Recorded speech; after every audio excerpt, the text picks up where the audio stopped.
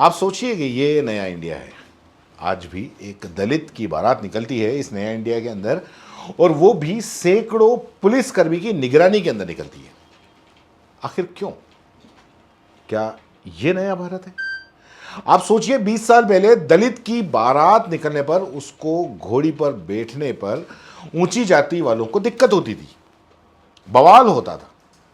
Police आती है, police की निगरानी में बारात निकलती है, और आज उसी 20 साल के बाद में उसी जगह, उसी जिले में, उसी गांव में दलित की बारात निकलती है, और वो भी घोड़ी पे बैठाने के लिए वहां पर बारातियों से ज्यादा पुलिसकर्मी की मौजूदगी रहती है।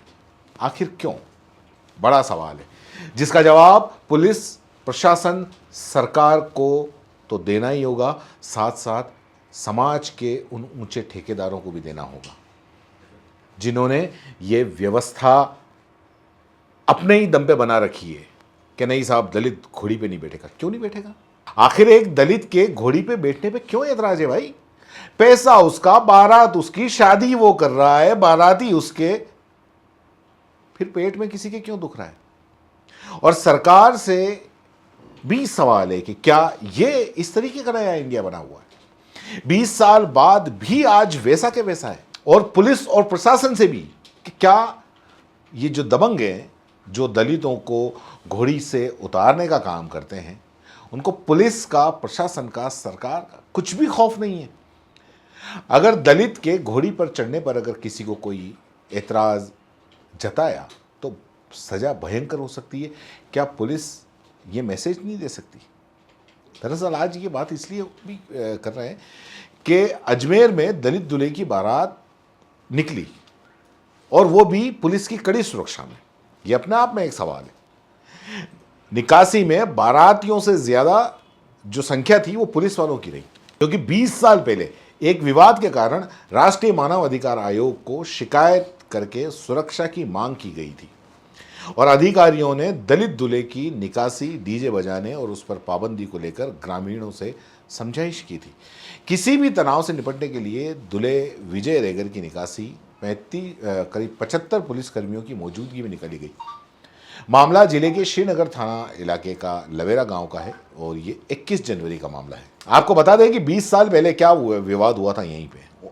9 जुलाई 2005 को नारायण लाल रेगर की बहन सुनीता की शादी में लवेरा गांव में एक प्रभावशाली वर्ग के लोगों ने आपत्ति जताई थी, और इस मसले पर विवाद जो था वो पूरा के पूरा गहरा गया था। और उस समय भी पुलिस प्रशासन की सुरक्षा में कड़े प्रबंध किए गए थे।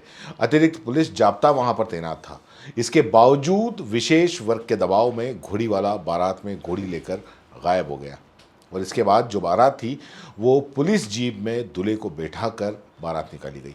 और यही कारण रहा कि मंगलवार को नारायण लाल रेगर की बेटी अरुणा की शादी में भी पहले की घटना को दोहराए जाने की आशंका थी कि अभी फिर से जो दलित दूल्हा है, अगर वो घोड़ी पे बैठेगा तो पहले भी ऐसा हो सकता है। तो इसके चलते मानव विकास एवं अधिकारी केंद्र संसाधन के रमेश चंद्र बंसल ने राष्ट्रीय मानव अधिकार आयोग से बेटी के पिता और की ओर से सुरक्षा की मांग की थी, और किसी भी तनाव की या विवाद की स्थिति न हो इसलिए निकासी और पूरे गांव में जो ड्रोन से निगरानी की गई।